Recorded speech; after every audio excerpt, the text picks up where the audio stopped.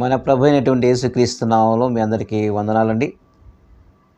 ఈ కార్యక్రమం వీక్షిస్తున్నటువంటి వారు ఈ దినాన ప్రభు నాకు చేసిన మేలును బట్టి సాక్ష్యం పంచుకోవాలని మీతో ఇష్టపడుతూ ఉన్నాను. దాని ముందుగా ఒక దేవుని వాక్యాన్ని చదువుకుందాం. చదువుకున్న తర్వాత ప్రార్థన చేసుకొని నా సాక్ష్యాన్ని నేను చెప్పడానికి ఇష్టపడుతూ ఉన్నాను. ఆ మాట దేవుని వాక్యం చదువుకుందాం. యోహాను సువార్త 1వ అధ్యాయంలోనే 19వ వచనాల్లో మనం చదువుకుందాం. నీవెవడవని అడుగుటకు యూదులు యెరూషలేము నుండి యాజకులను లేవీయులను యోహాను వద్దకు పంపినప్పుడు అతడిచ్చిన సాక్ష్యము ఇదే. చాలా ప్రార్థన చేసుకుందాం. పరిశుద్ధుడైన తండ్రి, నీ పరిశుద్ధమైన పాదాలకు వందనాలు, స్తోత్రాలు నాయన. తండ్రి, మరి యోహాను సువార్తలో 1వ అధ్యాయంలో 19వ వచనంలో యోహాను ఇచ్చినటువంటి సాక్ష్యం ఇదే అని నీ లేఖనాలు తెలియపరుస్తున్నాయి. ప్రభువా, నీ పాద సేవకుని కూడా నన్ను కూడా జ్ఞాపకం చేసుకుంటూ సాక్ష్యాన్ని పంచుకుంటుండగా ప్రభువా, ఈ సాక్ష్యం అనేకులు సాక్షార్థమై ఆత్మలు బలపరచమని కోరుకుంటూ యేసు ప్రభు నామం పేరిట ప్రార్థిస్తున్నాం తండ్రి, ఆమెన్. మంచిదండి. మరి చదువుబడినటువంటి లేఖన భాగాన్ని అనుసరిస్తూ మరి యోహాను సువార్త 1వ అధ్యాయములో 19వ వచనంలో నువ్వెవడవని అడుగుటకు అనే మాట అక్కడ చూస్తున్నాం. ఇక్కడ అడిగినటువంటి సందర్భం ఏంటంటే, ఇక్కడ యూదులు యెరూషలేము నుండి యాజకులు లేవీయులను యోహాను వద్దకు పంపబడినప్పుడు వాళ్ళు అడిగినటువంటి ప్రశ్న నువ్వెవడవి అడిగినప్పుడు, నేను వాక్యం చెప్పడం లేదు కానీ సాక్ష్యం అంటే అర్థం ఏంటంటే, కొంతమంది పేరు చెప్తారు, ఊరు చెప్తారు, తర్వాత నేను గతంలో ఇలా ఉన్నానని చెప్తారు. ప్రభువుని నమ్మిన తర్వాత ఇప్పుడు మారాను, రక్షణ పొందామని చెప్తాను. మంచిదే, కానీ అన్ని విషయంలో కూడా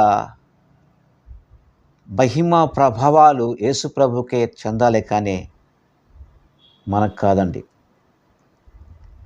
యోహాను కూడా తను పేరు చెప్పడానికి కూడా ఇష్టపడలేదు. ఇక్కడ యోహాను ఏమంటున్నాడంటే, ఇక్కడ నేను ఒక శబ్దాన్ని అంటున్నాడు. ఆ మాట కూడా చదువుకొని నా సాక్ష్యాన్ని మేము పంచుకుంటానండి. యోహాను సువార్త 1వ అధ్యాయంలో 23వ వచనం చదువుకున్నాం. అందుకతడు ప్రవక్త అయిన యెషయా చెప్పినట్లు నేను ప్రభువు త్రోవ సరళం చేయబడి అని అరణ్యములో ఎలుగెత్తు చెప్పు ఒక శబ్దమని చెప్పాను. నేను ఎవరిని అని అంటే యోహాను ఇచ్చిన సమాధానము ఎంత బాగుందంటే, ప్రపంచంలో ఎవరి ఈ పదం వాడల, నేను ఒక శబ్దాన్ని అనే మాట. కనీసము యోహాను తన పేరు కూడా చెప్పలేదు. ఇక్కడ ఏమన్నాడు చూడండి, నేను దేవుని పని మీద భూమి మీదకి వచ్చాను అన్నాడు. అక్కడ ప్రభు త్రోవ సరళం చేయుడని అరణ్యంలో ఎలుగెత్తు చెప్తూ ఒక శబ్దాన్ని అంటున్నాడు. కానీ ఆ శబ్దము ఎవరంటే యోర్దాను నదిలో బాప్తిసం ఇచ్చి యోహానే. ఆయన పేరు చెప్పడానికి కూడా ఇష్టపడలేదండి. అలాగే నాకు చేసిన మేలును బట్టి ప్రభువుని ఘనపరచాలని నేను ఇష్టపడుతూ ఉన్నాను. గడిచినటువంటి మే మాసంలో 28వ తారీఖు చివరి దినాల్లో మేము ఉంటున్నాం. ఆ సమయంలోనే మా అత్తగారు నెల్లూరు ప్రాంతంలో బాలనగరం వాసంలో ఉంటున్నాం. సీరియస్ అయిపోయింది, కళ్ళు మూసేసింది, నోరు తెరవడం లేదు, అన్కండిషన్లోకి వెళ్ళిపోయింది. అక్కడి నుంచి మరి కారు తీసుకొని సిఎంసి రాయవెల్లికి డైరెక్ట్గా వెళ్ళిపోయాం. అక్కడ హాస్పిటల్లో అడ్మిట్ చేశాం. అక్కడే ఆమెకు ట్రీట్మెంట్ జరుగుతూ వస్తుంది. మా అత్తగారి యొక్క వయసు 86 సంవత్సరాలు. ఆమెను చూసుకోవడానికి నేను రాత్రింబగలు అక్కడే ఉంటూ కంటికి రెప్పలా కాపాడుకుంటూ వస్తున్నాను. డాక్టర్లు వచ్చి చూస్తున్నారు, ట్రీట్మెంట్ చేస్తున్నారు. నార్మల్ పొజిషన్కి వస్తుంది, మరి అన్‌కండిషన్‌లోకి వెళ్ళిపోతుంది.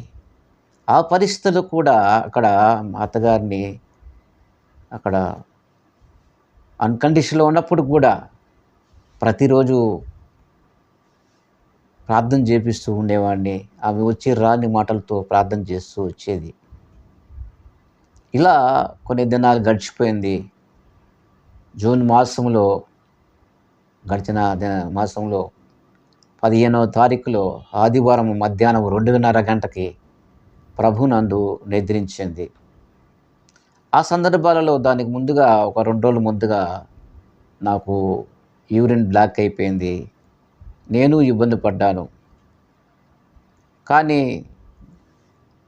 అత్తమ్మ కంటే ముందుగానే నాకు యూరిన్ బ్లాక్ సమస్య ఉండింది. గడిచిన 1½ ఇయర్‌లో ఫస్ట్ టైం వచ్చింది. రెగ్యులర్‌గా మందులు వాడుతూ వచ్చాను. మరి హాస్పిటల్ చేరినందువల్ల అక్కడ రాత్రింబగళ్ళు ఉండటం ద్వారా అక్కడ నిద్రలేని దెబ్బ, రెస్ట్ లేదు నాకు. అయినప్పుడు కూడా అలా ఉండి కూడా అత్తమ్మను కాపాడుకోవాలనే ఉద్దేశంతో, ఆ ప్రాణాలు నిలబెట్టాలనే ఉద్దేశంతో పోరాడాను. నా యొక్క ఆరోగ్య విషయంలో కూడా నేను చూసుకోలేదండి. తర్వాత ఆ సందర్భాలలో నేను కూడా ఎమర్జెన్సీ వార్డ్‌లో అడ్మిట్ అయ్యాను. ఆ సందర్భాల్లో ప్రభు అత్తమ్మ నిద్రించక ముందుగా వెళ్ళి ఆమె నేను చూసినప్పుడు ఆ డాక్టర్ అన్నాడు, "నువ్వు ఇలా ఉండి కూడా మీ అత్తకు పరిచర్య చేస్తున్నావని" వాళ్ళు ఆశ్చర్యపోయారు. వాళ్ళు యూరిన్ బ్యాగ్ పెట్టి మరి రిలాక్స్ చేశారు. తర్వాత అపాయింట్మెంట్ ఒక వారానికి ఇచ్చారు సిమ్స్ విలేజ్‌కి. ఈ లోపల అత్తగారు చనిపోయినప్పుడు ఆమెను తీసుకొచ్చి నెల్లూరు తీసుకొచ్చి నేటివ్ ప్లేస్ అక్కడ కొండపాలెం కాబట్టి అక్కడికి వెళ్ళి భూస్థాపన అక్కడ జరిగింది. తర్వాత 9 రోజుల తర్వాత మళ్ళీ ఆదరణ కుటీర ఏర్పాటు చేశాం. అక్కడే ఆదరణ కుటీరను దైవజనులందరూ కూడా వచ్చి ప్రార్థనలు నడిపించారు. అందరూ చక్కగా జరిపించాం. తిరిగి నేను మరలా అత్తమ్మ 9 రోజులు ఆదరణ కుటీర జరిగిన తర్వాత పక్క రోజు నాకు అపాయింట్మెంట్ ఉండింది. మళ్ళీ సీఎంస్ రాయవెల్లూరికి నేను బయలుదేరి వెళ్ళాను. వెళ్ళినప్పుడు వారు మళ్ళా టెస్టులు చేశారు నాకు. ఆ టెస్టుల్లో మరి సర్జరీ మేము చేయము, మరి గాలి బరాడులు అది బెలూన్‌లాగా ఉబ్బాలి, అది మూసుకుపోయింది, కడుపు నొప్పి రాలేదు కదా, మందులు ఇచ్చి ప్రస్తుతానికి 1 మంత్ మందులు ఇచ్చి రాసి పంపించారు. నేను ఎంతగానో బాధపడతా మరి దేవుడిని అడుగుతూ వచ్చాను. అయ్యా నీ సేవకుడిని కదా, నాకు ఇలా జరిగింది, నీ సేవ చేయలేని పరిస్థితుల్లో ఇప్పుడు వచ్చున్నానని ప్రభు దగ్గర వేడుకుంటూ వచ్చాను. మరి నేను ఇంటికి రావడమే మరి నా బాధతో నా యొక్క కష్ట సుఖాలు నా బాధలు పంచుకున్నాను. ఆమె ఇంట్లో ప్రతిరోజు ప్రార్థన చేస్తూ ఉండేది. ప్రతిరోజు బైబిల్ చదివేది. ఆ బైబిల్‌లో ఉన్నటువంటి ఆ యొక్క వాక్యాలు అన్నిటినీ మరి 600 స్తుతులను సిద్ధపరిచింది. ప్రతిరోజు దేవుడు ఏదైతే మాట్లాడాడో ఆ యొక్క వాక్యాన్ని రాసుకునేది ఒక నోట్‌బుక్‌లో. 600 స్తుతులను సిద్ధపరిచింది. పాత నిబంధన గ్రంథంలో, క్రొత్త నిబంధనలు కలిసి 2 లిఖించబడింది. ఆ బుక్ తెచ్చి నా కడుపు మీద పెట్టి ఆమె స్తుతులు చెల్లిస్తున్నప్పుడు నేను ఆమెన్ ఆమెన్ అనే మాట పలుకుతూ వచ్చాను. ప్రార్థనలో ఏకీపిస్తూ వచ్చాను. స్తుతిస్తూ వచ్చాము మేమందరం.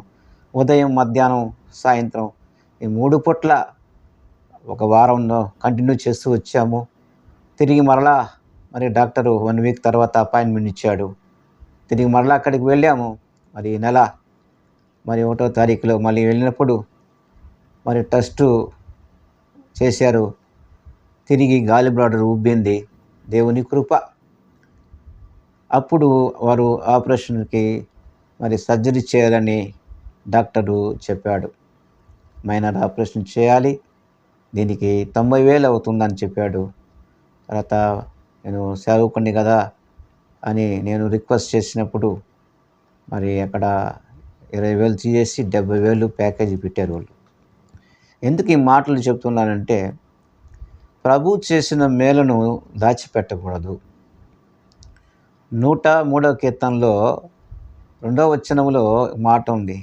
అయన్నీ చదువుకుంటూ తన ప్రాణంతో తాను చెప్పుకుంటున్నట్టు సందర్భాలు అక్కడ చూస్తూ ఉన్నాం. 3వ వచనానికి వచ్చేటప్పటికే దావీదు అంటున్నాడు, ఆయన చేసిన ఉపకారములను దేనిని మరువకము అన్నాడు. నా యొక్క వ్యక్తిగత జీవితంలో నా సాక్ష్యం అనేటటువంటిది నేను చెప్పాలని ఇష్టపడ్డాను. ఈ దినాన మీతో పంచుకోవాలని నేను అనుకుంటూ ఉన్నాను. సాక్ష్యం ఇస్తున్న బిడ్డలు జ్ఞాపకం చేసుకోండి. మీరు కూడా ప్రభు చేసిన మేలు మీ కుటుంబాల్లో చేశాడు, నా కుటుంబంలో కూడా చేశాడు. ఈరోజు మాకు అత్తమ్మ పెద్ద దిగ్గుగా ఉండింది. గడిచినటువంటి జూన్ మాసం 15వ తేదీ దాకా ఆమె పోయిన లోటు అక్కడ తెలుస్తుంది. కానీ ఆ స్థానంలో ప్రభు నిలబడ్డాడు నా పక్షంగా. నిలబడి నన్ను వెన్నుదట్టి లేపాడు, ధైర్యపరిచాడు. వాక్యం ద్వారా స్తుతించుట ద్వారా నాకు స్వస్థతనిచ్చాడు. మరి ఈ నెలలోనే జూలై మాసంలోనే మళ్ళీ నేను 14వ తారీఖుకి మళ్ళీ సిఎంసి రాయవలకి వెళ్ళాలి. సర్జరీకి సిద్ధపడి ఉన్నాను.